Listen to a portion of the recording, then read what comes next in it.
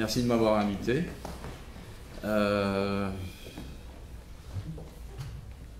connais Laszlo depuis un certain temps puisqu'il a travaillé, nous avons travaillé au sein de l'Union internationale des architectes dans un groupe de travail qui s'appelle l'architecture pour le développement durable. Nous avons changé les mots de développement durable en architecture responsable, qui est un tout petit peu plus large, qui a un champ un peu plus large, mais qui également est censé nous impliquer en tant qu'architecte davantage.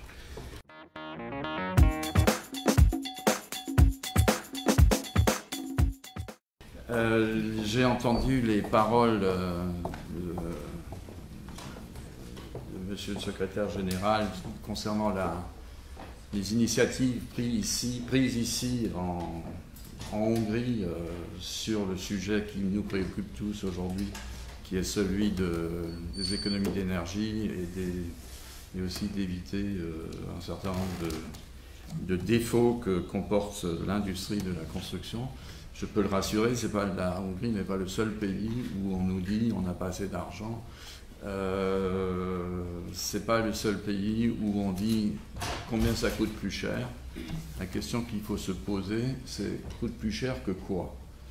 Coûter plus cher que de construire des maisons indignes, je ne pense pas que ce soit un problème, que ça coûte un peu plus cher. Le problème est que nous avons, par exemple en France, nous avons construit pendant les 30 Glorieuses, on appelle ça les 30 Glorieuses, c'était les années après la Deuxième Guerre mondiale. Nous avons construit des millions de logements avec des caractéristiques techniques indignes. Je m'explique, un logement moyen de cette période en France a une consommation d'énergie de l'ordre de 350 kW au mètre carré par an. On a construit ça pour des gens qu'on a prétendu aider, parce que ce sont des logements sociaux. Or, il se trouve que quand on n'a pas beaucoup d'argent, on n'en a pas non plus beaucoup à dépenser dans des questions d'énergie. Donc, c'est pas plus cher, c'est juste le prix qu'il faut donner, c'est le juste prix qui est la bonne réponse. Ne pas payer assez cher est indigne et devrait être poursuivi par la loi. C'est mon opinion personnelle. Je ne sais pas si vous savez, il y a 5-6 ans en Alsace, à Mulhouse, une petite ville au sud de l'Alsace, la région dont je viens, il y a eu une opération emblématique de construction de logements sociaux. On a fait venir les stars de l'architecture mondiale. Jean Nouvel a construit un bâtiment, toutes les stars françaises ont travaillé. Et ils ont construit ce qui s'appelait la Cité Manifeste, qui devait être un exemple de ce qui doit être construit dans les années à venir. Et il se trouve que dans cette Cité Manifeste, il y a eu la première grève des loyers. Les gens qui sont locataires de ces logements sociaux ont refusé de payer le loyer parce qu'ils n'arrivaient pas à payer le chauffage. Donc après, quand on fait la balance entre qu'est-ce qui est cher, qu'est-ce qui est plus cher, il faut surtout éviter d'arriver à la situation où l'entretien, le fonctionnement des bâtiments est trop cher. Alors trop cher, c'est plus cher aussi, parce qu'on n'a pas mis au moment où on a construit les moyens qu'il fallait. C'était juste une petite réaction de connivence avec ce que vous avez dit, monsieur le secrétaire.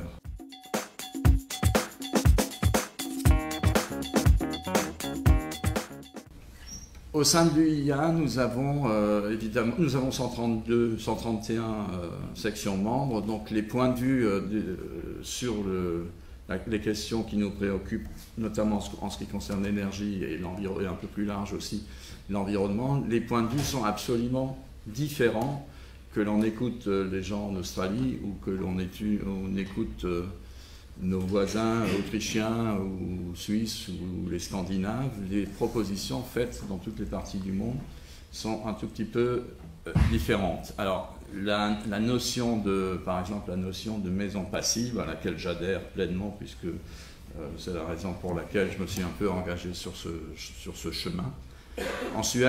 Au Danemark, il y a une autre initiative qui s'appelle la maison Active House Alliance, qui, en fait, en se basant sur les acquis, parce qu'ils considèrent que c'est acquis, qu'une maison, un bâtiment ne doit pas être une épave thermique, pour employer un terme que tout le monde comprend. Ça fait partie du normal. Donc ils ont déjà repoussé l'excuse ou l'argument de dire ça coûte trop cher de bien construire. Je pense que c'est un tout petit progrès.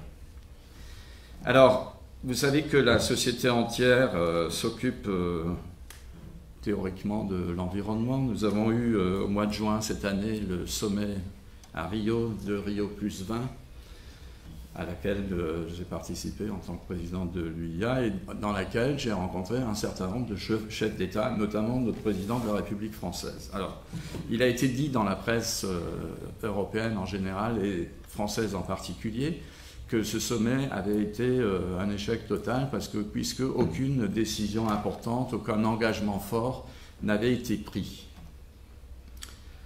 Il se trouve que sur place, j'étais pendant 8 jours sur place, je n'ai pas vu la presse française.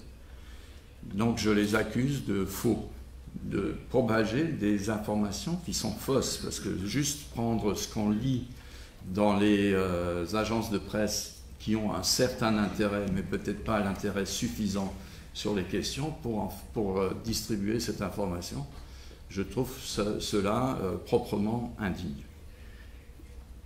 J'ai entendu, moi, le président de la République française, avec 200 personnes autour de lui, donc il ne l'a pas dit tout seul, qu'un des éléments principaux du sommet de Rio, il y avait 2 choses importantes dans le sommet de Rio. Le premier étant que les chefs d'État, les représentants des nations du monde sont tombés d'accord sur le rôle important de la société civile dans le processus de lutte contre les changements climatiques. Alors si on trouve que ce n'est pas important, eh ben, je trouve qu'on n'a pas compris ce qui s'est passé. La deuxième chose, c'était de dire qu'il y a une récession partout dans le monde, il y a des crises financières, que sans doute les meilleures chances de sortie de crise se trouvent dans ce qu'on appelle l'industrie verte. Alors voilà, donc si on trouve que ça c'est pas quelque chose d'important, ben, moi je trouve que la presse a loupé d'une part une occasion de se taire puisqu'ils n'étaient pas là, et deuxièmement a manqué également de vérité dans ce qu'ils ont dit.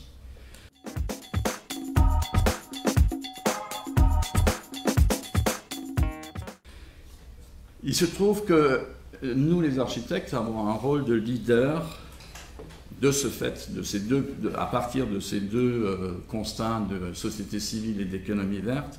Nous avons une position de leader dans la société civile et nous avons maintenant une opportunité extraordinaire pour nous, c'est de nous positionner dans l'économie verte. Nous ne l'avons pas fait avant, ou peut-être pas de manière suffisante.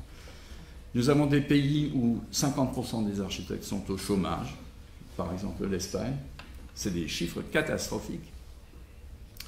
Et je pense que nous proposons que nous saisissions l'opportunité d'avoir moins de travail pour nous améliorer, pour améliorer nos compétences, pour nous former et pour proposer de reconquérir une position de leader dans la société civile. Nous ne pouvons pas avoir une position de leader quand nous sommes les derniers à appliquer des réglementations qui elles-mêmes sont souvent un peu tardives parce que, si je prends le cas de la France, nous avons eu le Grenelle de l'environnement. Il y a eu des propositions tout à fait enthousiasmantes pendant ce Grenelle de l'environnement. Grenelle de l'environnement, on a mis tout le monde autour de la table pour discuter qu'est-ce qu'on fait avec les problèmes du changement climatique. Il y a eu des professionnels de tous les secteurs. On avait oublié d'inviter les architectes, mais on est rentré par la fenêtre, puisqu'on n'avait pas la place par la porte, et on s'est exprimé. Mais il y avait aussi les syndicats, il y avait les syndicats de patrons, il y avait la société civile au grand complet à participer. Et nous étions arrivés à des conclusions ou à des accords.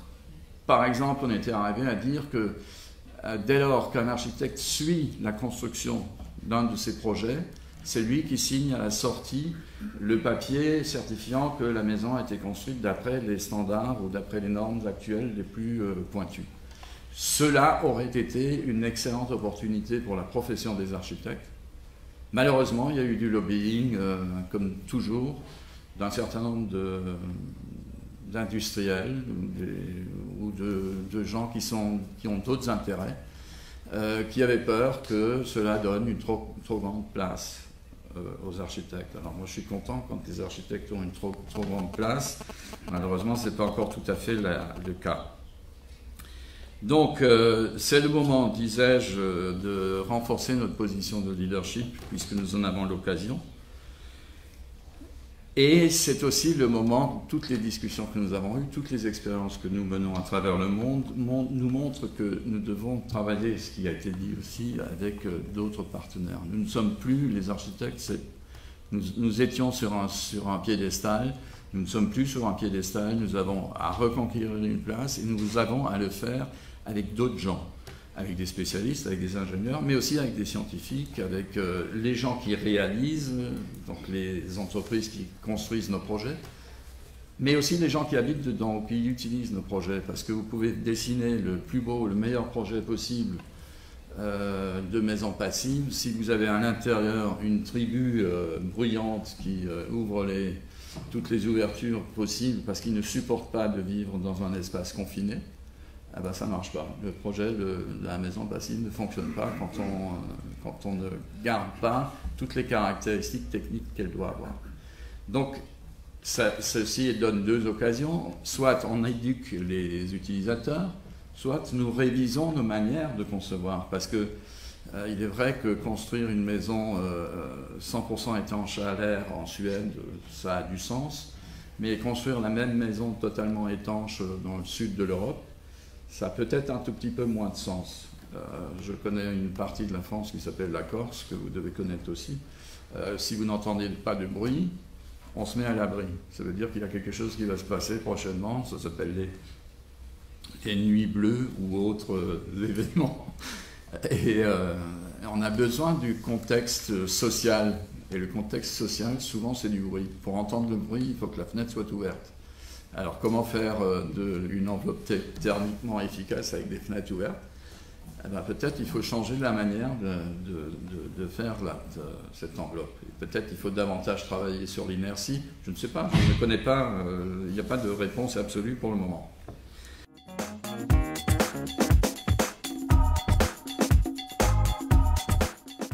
Alors, je disais donc concernant la science nous a montré quelques exemples extraordinaire. J'ai vu hier dans l'avion en venant ici un article dans une revue, un magazine grand public, Paris Match pour ne pas le citer. Il y a un article sur le biomimétisme. Alors, je ne sais pas si vous connaissez le biomimétisme. C'est des gens qui ont dit, par exemple, nous nous moquons des huîtres qui ont une cervelle de taille et de compétences absolument réduites. Mais nous devrions regarder de plus près les huîtres parce qu'avec le carbone de l'eau de mer, elles construisent leur coquille. C'est-à-dire avec rien, ils font leur habitat. Les araignées avec les cadavres des mouches qu'elles ont tuées, attrapées dans leur filet, dans leur toile, produisent un matériau qui est la toile d'araignée, qui est de l'ordre de 2000 fois plus résistant que l'acier le plus solide que nous connaissions. Donc, c'est des domaines dans lesquels les architectes ne se sont pas réellement impliqués au courant des 30 ou 40 dernières années, alors qu'au XVIIIe siècle, les architectes étaient à l'avant de la recherche scientifique.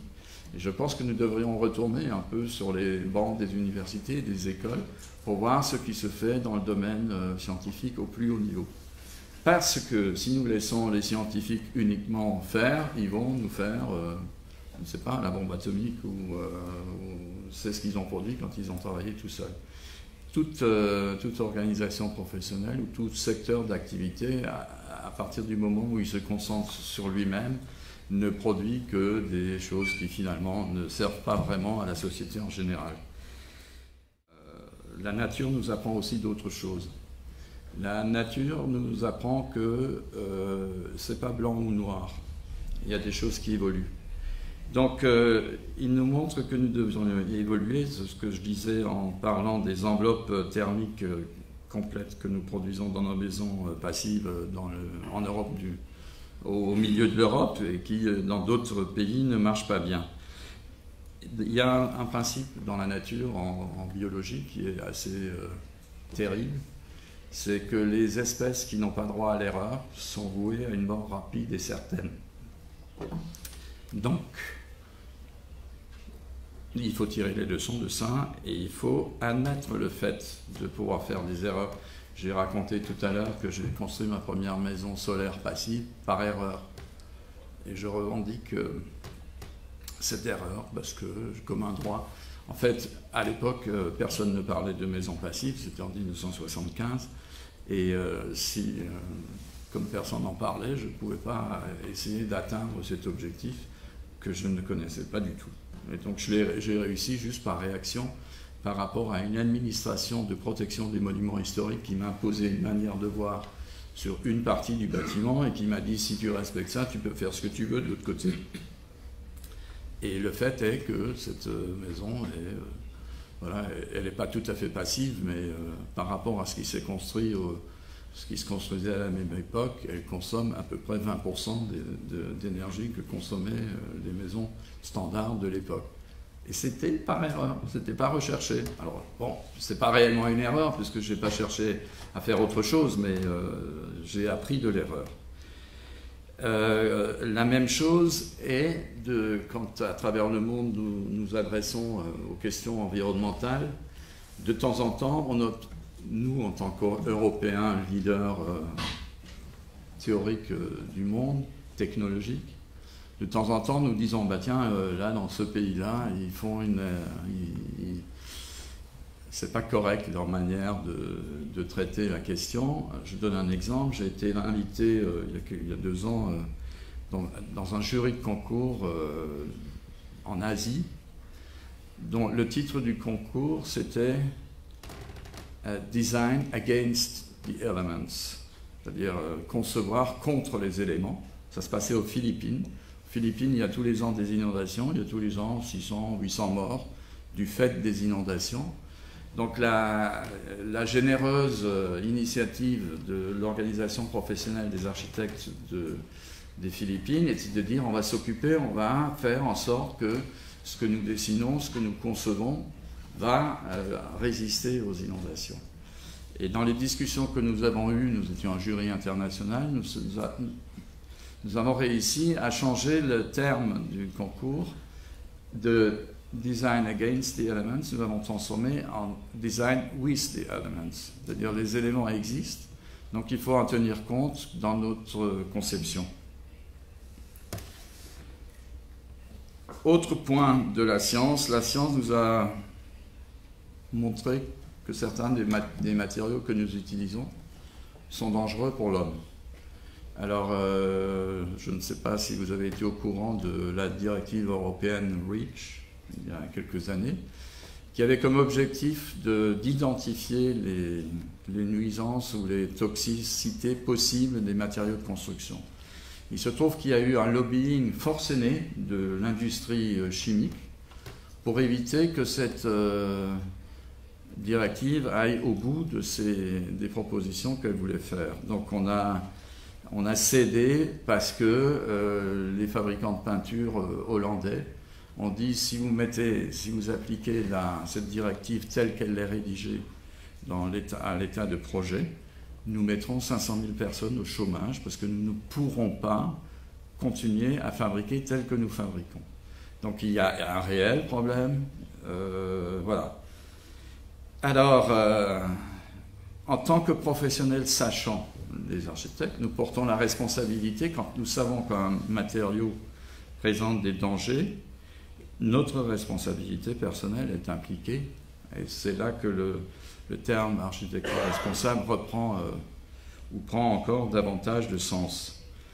Si nous savons que des produits sont toxiques et que nous les utilisons, nous sommes complices avec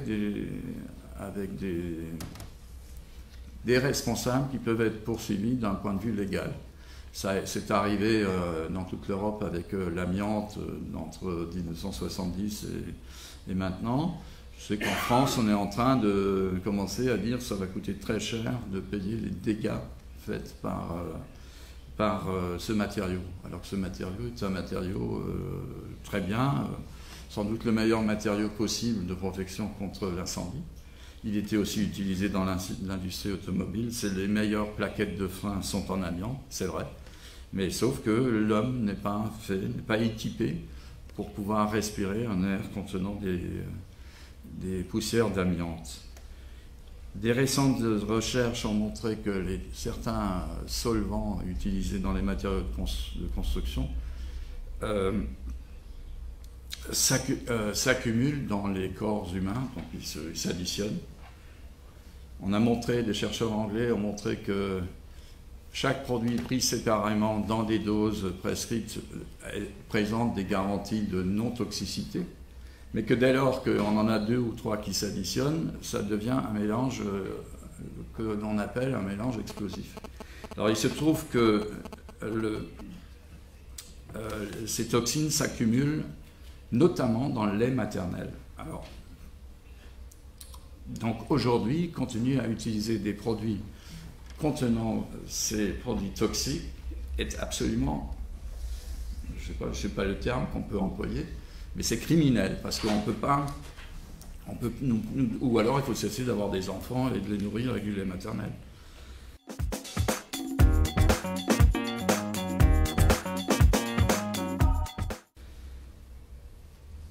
Cela mène à une autre, aussi, je suis désolé, je pars un peu dans tous les sens, mais c'est un peu l'objectif. Nous avons été, Laszlo et moi, récemment à Munich et nous avons entendu un spécialiste allemand des matériaux qui s'appelle Michael Brandgart expliquer aux promoteurs immobiliers qui étaient là, qui avaient passé 2 jours à discuter comment faire le mieux possible pour démontrer à nos clients que nos méthodes sont respectables. Voilà, il leur a dit, c'est pas la peine de démontrer la transparence de vos montages financiers. Voilà, c'est pas ça qui fera la différence. Il leur a dit, cherchez donc des objectifs et réalisez les objectifs. Si vous dites à vos clients, je vais vous construire un bâtiment dans lequel la qualité de l'air intérieur est meilleure que la qualité de l'air extérieur, vous gagnerez la confiance de vos clients. Il a donné l'exemple de dire que quand on va dans un restaurant, un bon restaurant, on y va parce qu'on a confiance dans la qualité de ce qu'on va manger. C'est pas la transparence du prix de la pomme de terre qui est utilisée pour faire la cuisine qui est importante. C'est la qualité de ce qu'on va avoir. Alors, notre rôle de sachant, également ici, devrait nous aider à reconquérir un peu, et nous en avons tous besoin à travers le monde parce que la profession n'est pas au mieux de ses possibilités, de regagner la confiance de nos clients, mais aussi des autres gens. Parce qu'un architecte, il travaille pour un client, mais en réalité, il est responsable pour toute la société autour. Un bâtiment n'est jamais pour un seul client. C'est ceux qui le voient, c'est le public, c'est tout le monde. La question de Michael Brandgart de dire construire des bâtiments avec une meilleure qualité de l'air intérieur que la qualité de l'air extérieur, assez bizarrement, est un objectif plus facile à atteindre que l'objectif du zéro énergie. Alors si nous faisons les deux en même temps, et ils sont tout à fait compatibles. En France, nous avons commencé à travailler un tout petit peu sur ce qu'on appelle les matériaux biosourcés, et il semblerait quand même que c'est pas plus mal. Voilà. Pour passer à l'économie verte, nous avons aussi une possibilité en tant qu'architecte de devenir des facilitateurs. Nous avons travaillé, j'ai vu qu'ici vous avez quelques sponsors et il est d'usage courant dans le monde des architectes de travailler avec des fabricants de matériaux. Et en général, ceux qui nous aident dans des événements comme celui d'aujourd'hui, ce sont des entreprises qui ont un certain objectif de production, d'améliorer la situation. Donc on va dire que ce sont des entreprises vertueuses. Je pense que les partenariats que nous devrions les faire avec les meilleurs. Et nous aiderons nous-mêmes les meilleurs à devenir meilleurs, puisque les architectes ont toujours le défaut de leur qualité ou la qualité de leur défaut. On dit qu'un ingénieur, pour aller d'un point A à un point B, prend la ligne droite et que l'architecte en général d'abord se demande s'il faut vraiment aller au point B quand il est au point A. Et il est assez courant dans notre secteur d'activité que nous détournions les objets ou les matériaux de leur destination initiale. Il n'y a pas je ne connais pas de secteur dans la production, nulle part, qui soit aussi détourneur que la profession d'architecte. Nous avons utilisé les carreaux qui avaient été produits pour faire des trucs de façade, pour l'extérieur. Nous les avons simplement détournés moi je l'ai fait en tout cas une fois, les utiliser à l'intérieur parce qu'ils avaient une excellente inertie thermique et ils pesaient lourd et j'avais besoin de réduire le bruit qui venait d'ailleurs. Donc voilà, et je pense que tout architecte tout le temps fait des détournements comme ça, des matériaux initialement prévus pour autre chose. Si vous regardez les magazines d'architecture, aujourd'hui, il n'y a pas un numéro, il n'y a pas un matériau qui a été utilisé ailleurs. Quand on regarde les bâtiments de Sauerborn-Hütten en Allemagne, utilisant des petites briques de verre en éléments de façade, c'est exactement ça que je veux dire. Il y a un magazine français qui s'appelle Le Moniteur. Dans un article récent, il était écrit qu'il semblerait que seule l'architecture vernaculaire se soucie du développement durable. Alors je remplace le développement durable par architecture responsable. L'architecture vernaculaire, ça devrait nous conduire, nous les architectes, à une conclusion logique qui serait de dire que puisque c'est les seuls qui s'occupent de développement durable et que nous nous y intéressons, il serait logique que nous donnions un statut de vedette ou de star aux architectes qui osent s'attaquer au problème de l'architecture vernaculaire. En réalité, nous en avons, mais qui ne sont pas des architectes. En France, il est courant de voir, par exemple, le néo-provençal est une manière de dire on singe. Singer veut dire copier d'une manière un peu maladroite. Encore qu'on devrait réfléchir, les singes sont beaucoup plus malins que ça. On singe une manière des formes et qu'on applique sur des constructions faites comme d'habitude. Or, le vernaculaire, c'est pas du tout ça. Le vernaculaire, c'est d'abord les gens. C'est d'abord l'endroit. C'est d'abord les matériaux. C'est d'abord les savoir-faire. Et à partir de ça, on construit de l'architecture. Nous avons une théorie en architecture qui est sans doute une des seules théories que nous admettions qui nous soit imposée, qui est de dire less is more. Mies van der Rohe a dit ça en 1920. On n'a pas encore trouvé d'autres théories. Si, on a eu less is gore, less is bore. On a beaucoup glosé sur les termes, mais le fondement même de l'architecture moderne a été de dire faisons avec moins. Or, depuis un certain temps, on se rend compte que la planète a des ressources limitées et nous pensons que c'est le moment de démontrer que notre savoir-faire de less is more, c'est aussi une manière de reconquérir à une meilleure place, une place plus de leader dans notre société. En ce qui concerne les bâtiments existants, nous savons depuis un certain temps qu'ils ont fait leurs preuves dans ce qu'on appelait le développement durable, puisque au minimum, ils ont résisté un certain temps. Donc ils ont fait la preuve de la durabilité.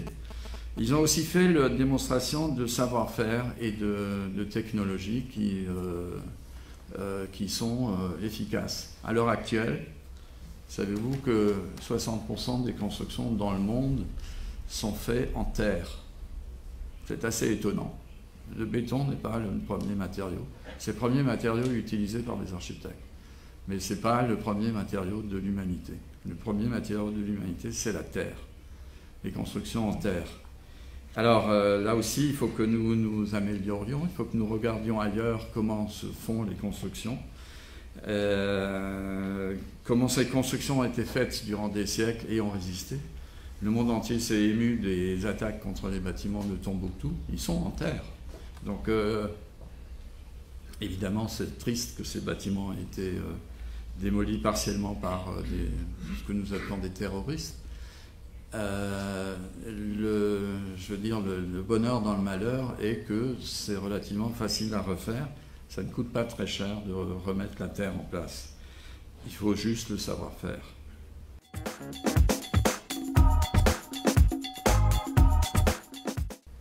Une autre question de tradition, j'ai vu récemment, pendant que j'étais à Rio, j'ai vu un film qui m'a grandement inspiré ou interpellé. C'est un film qui s'appelle L'homme qui a arrêté le désert. Ce film raconte l'histoire d'un Burkinabé, un habitant du Burkina Faso, qui avait un magasin, une épicerie, enfin un commerce général à Ouagadougou, et qui, au bout de 20 ans de gestion de son magasin, il s'est commencé à s'ennuyer, et il était d'origine paysanne, il a voulu retourner dans sa campagne natale. Il est retourné, il voulait devenir paysan. Malheureusement, l'endroit où il avait des terres était devenu un désert. Parce qu'il y a un processus de désertification en Afrique. Il a essayé de planter des choses qui, évidemment, n'ont pas tout de suite poussé. Et il s'est tourné vers des anciens. Et des anciens lui ont dit « Ah, il y a un truc qui peut-être marche ». Donc il a essayé, je ne connais pas le truc, enfin, c'est montré dans le film, je ne me rappelle plus exactement. C'est amener l'eau à l'endroit où la plante en a besoin. Alors c'est un peu technique agricole. Mais toujours est-il que cet homme a réussi à replanter une forêt dans un endroit qui était en plein processus de désertification. Il se trouve que dès lors qu'il a eu la forêt, des promoteurs immobiliers ont dit voilà un bel endroit pour construire nos prochains bâtiments. Et donc ils sont allés le voir en disant voilà, on vous rachète votre forêt. Il a dit bah non, j'ai mis 20 ans pour la construire, je ne vous laisse pas ma forêt. Les promoteurs immobiliers sont passés par les administrations et par le gouvernement locaux qui a décidé que cette zone allait devenir constructible. Et donc ce pauvre paysan s'est retrouvé dans une très fâcheuse position. Par contre, pendant son expérience, ses 20 ans d'expérience pour faire pousser les arbres, il avait eu la visite de tous les botanistes européens qui sont venus voir comment il y arrivait. Et donc il a appelé ces botanistes à l'aide, qui ont écrit au maire de la ville en question, qui ont écrit à tout le monde, mais rien n'y a fait. Finalement, il a réussi à... Ces botanistes l'ont invité à Washington, où il a rencontré Obama. Et Obama a écrit au président du Burkina Faso, qui a arrêté le processus d'urbanisation de ce secteur.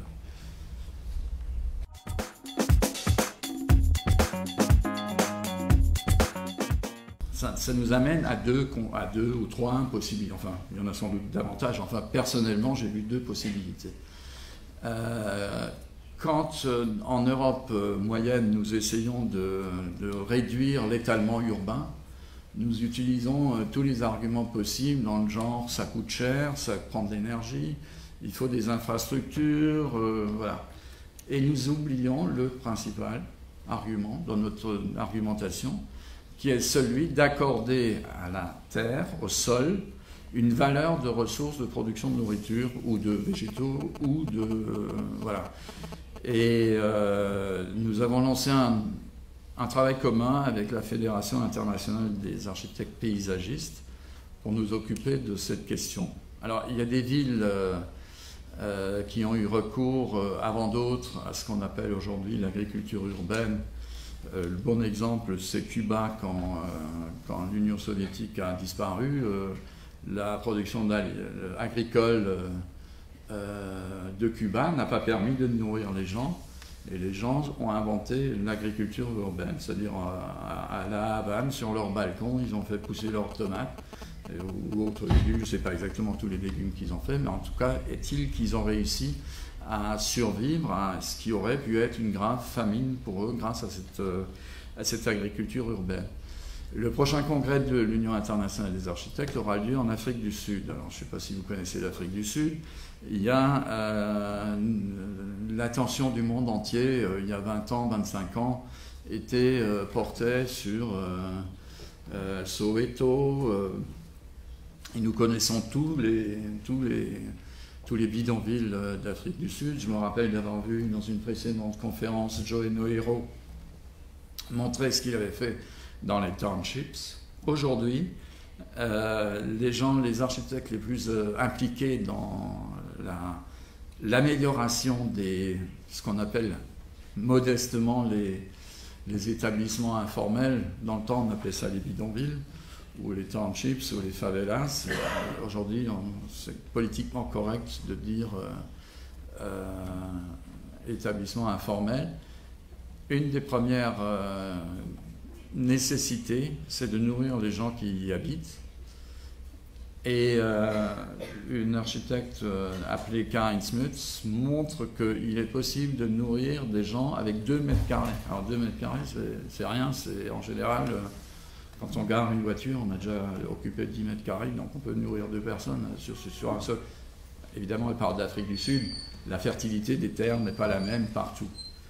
Alors, si nous, en tant qu'architectes, nous prenions un peu plus en compte cette idée de valeur en tant que ressource de la terre, peut-être nous aiderions aussi à un certain progrès. J'ai vu récemment un architecte norvégien qui est assez connu, Kjetil Thorsen Snøhetta, qui a construit la bibliothèque d'Alexandrie et qui vient de faire un truc à Ground Zero à New York, qui travaille sur un grand projet dans la région parisienne, le triangle de Gonesse. C'est entre Roissy et Paris. C'est une zone qui est encore un tout petit peu agricole. Et il y a eu je ne sais combien de projets sur ce site. Il y a eu un projet de faire un circuit de Formule 1. Il y a eu un certain nombre de projets. Et là, il y a un promoteur immobilier qui est lié qui est même un distributeur de nourriture et de choses comme ça, c'est Auchan pour ne pas le nommer, a décidé de construire quelque chose à cet endroit. Et Kjetil Thorsen, en montrant son projet, a montré une coupe sur une terre agricole en disant que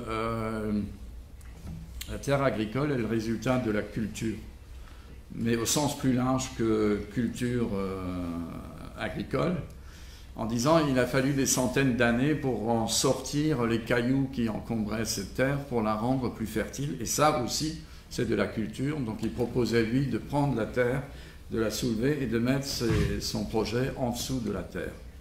Alors il se trouve qu'il y a des projets du même type que j'ai vu récemment, qui ont d'autres effets encore. Il y a un projet à Amsterdam où il y a 2 communautés, alors je ne sais plus, des hindous et je sais plus, qui sont séparées par une autoroute. Et un paysagiste propose de couvrir cette autoroute par une dalle et de mettre dessus des jardins ouvriers. Et il dit cela va permettre de reconstituer un tissu social entre les 2 communautés qui, pour l'instant, sont obligées de faire 10 km pour aller trouver le prochain pont, pour aller voir leurs voisins qui voient juste en face de là où ils habitent.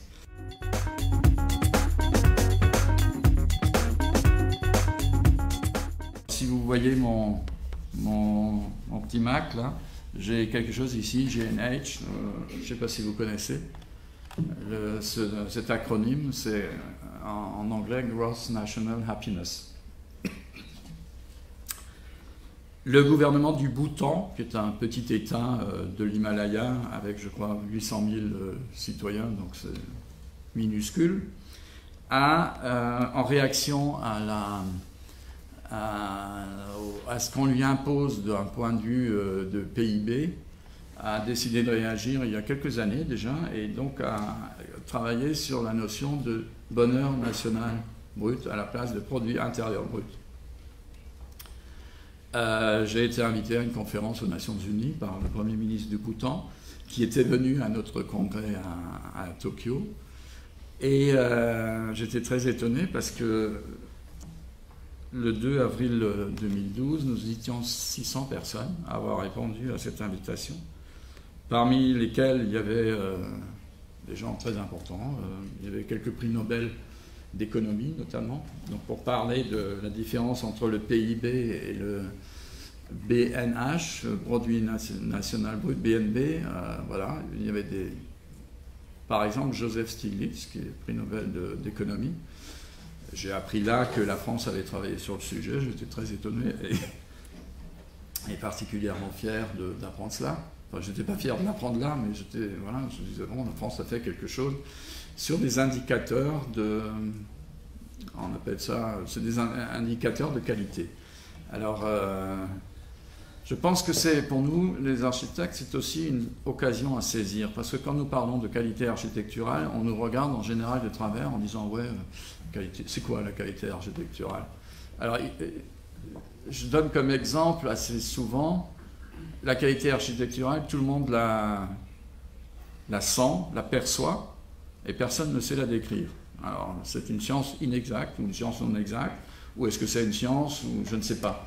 Je donne comme exemple, en 2002, le congrès de l'UIA était à Berlin, et j'ai visité un bâtiment qui n'était pas achevé, qui est le musée de la Shoah, par Daniel Libeskind. Et j'étais avec un groupe de dames américaines d'une 50aine d'années, une vingtaine de dames américaines, très bavardes. Et je me disais, je ne vais pas le faire, je ne vais pas suivre, ça ne va pas. Et heureusement, bon, comme j'étais invité, j'étais un peu poli, donc je me disais, je vais partir à la première occasion. Et j'ai constaté que dès qu'elles sont rentrées dans le bâtiment de Libeskind, il y a un escalier qui descend. Ça leur a carrément coupé la parole. Donc, j'en suis arrivé à la conclusion que l'architecture, quand elle est suffisamment prégnante, elle est comprise par absolument tout le monde, parce que le moins qu'on puisse dire, c'est que, ces braves dames américaines, c'était pas des architectes, n'avaient aucun intérêt pour l'architecture. Elles étaient occupées à discuter des choses sans doute très importantes, en tout cas si je me fie au débit de leurs échanges. Et donc ces gens ont été, mais voilà, ça les a impressionnés, cette architecture.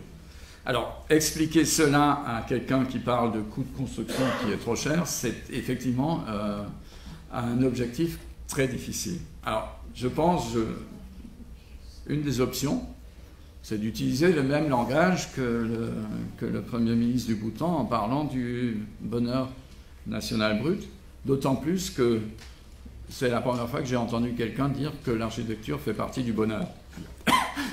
Donc, nous aurions tort de nous priver d'une telle occasion.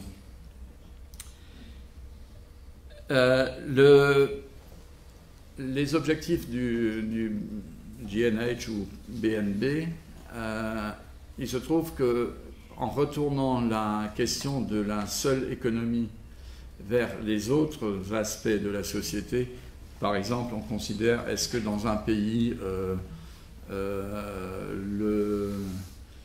les gens sont libres? Est-ce que la démocratie existe? Est-ce que l'éducation existe? Est-ce que les systèmes de santé existent? Donc l'idée, c'est pas juste de rejeter le PIB et les notions totalement économiques, c'est d'y allier d'autres facteurs. Bon, il se trouve que dans toutes les sociétés aujourd'hui, on commence à intégrer les notions de qualité, les indicateurs de qualité, voilà. Alors, si nous changeons, nous, nos manières de penser, de ne pas uniquement répondre « c'est trop cher » en disant « oui, mais il le faut parce qu'il le faut ». C'est vrai que c'est un argument. Mais je pense que si nous essayons d'expliquer que le bien-être des gens est un des éléments essentiels de nos productions, nous aurons aussi une meilleure place dans notre société.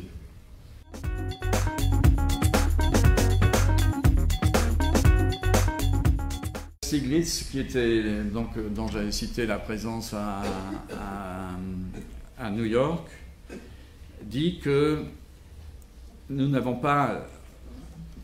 Nous étions 600 le premier jour et 200 le deuxième et le troisième jour. Donc dans les discussions, nous sommes tombés d'accord à peu près de dire, ok, lui disait, moi je suis un académique, j'enseigne, mais j'ai peu de moyens pour influencer l'opinion publique. Et je reviens à la société civile en général. Parce que pour faire les progrès auxquels nous nous attachons, nous avons besoin de l'accord de la société, parce que si les gens ne sont pas d'accord, même le meilleur bâtiment ne donnera rien. Donc Joseph Stiglitz disait que la meilleure manière de propager ou d'agir sur l'opinion publique, c'est d'acheter les hommes politiques. Alors évidemment, ça paraît un peu agressif comme terme, mais il a dit c'est pas agressif du tout, puisque toute l'industrie achète les hommes politiques à longueur d'année, ils leur payent leur campagne électorale et tout. Nous avons une autre manière de nous adresser aux hommes politiques. Et je cite Joseph Stiglitz, je ne suis pas aussi radical que lui, il disait les hommes politiques n'ont pas d'idées. Ils sont constamment à la recherche d'idées.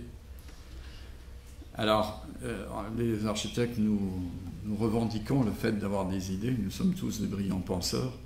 Donc, juste pour dire que la manière d'appliquer ou de faire évoluer l'opinion publique, c'est de donner nos idées aux hommes politiques. Ça a deux avantages, d'après Joseph Stiglitz. D'une part, ils sont ravis d'avoir quelque chose gratuitement, puisque nous allons leur donner les idées. Mais d'un autre côté, ils vont aussi transformer ces idées, d'une part en loi, et d'autre part en réglementation. Alors quand j'ai entendu les réglementations qui sont mises en place en Hongrie, voilà, c'est une manière d'y arriver. Je vais conclure par... Désolé, je suis un peu bavard. Je conclus par une question un peu à côté. On nous reproche souvent aux architectes d'être des rêveurs. Ce à quoi je pense qu'il est urgent de répondre que si nous ne rêvons pas, la société, le monde ne va pas s'améliorer. Et que le réalisme a conduit le monde dans la situation dans laquelle il est aujourd'hui. On sait qu'on a dépassé les limites des capacités de la planète et nous continuons de revendiquer davantage de croissance et davantage de consommation. Alors, il s'agit maintenant de devenir réaliste. Il s'agit de rêver que nous puissions réaliser l'amélioration du monde avec moins de moyens, de matériaux, d'argent et tout. Et c'est ce à quoi je vous invite tous à nous faire parvenir à l'UIA vos propositions et nous essayerons de les partager avec le monde entier parce que nous sommes persuadés que la richesse que nous avons parmi nos 1,4 million d'architectes à travers le monde, c'est justement ces savoir-faire, ces technologies, cette puissance d'invention. Il n'y a aucune autre ONG qui a une telle puissance d'invention à disposition. Donc allons-y. Merci pour votre attention.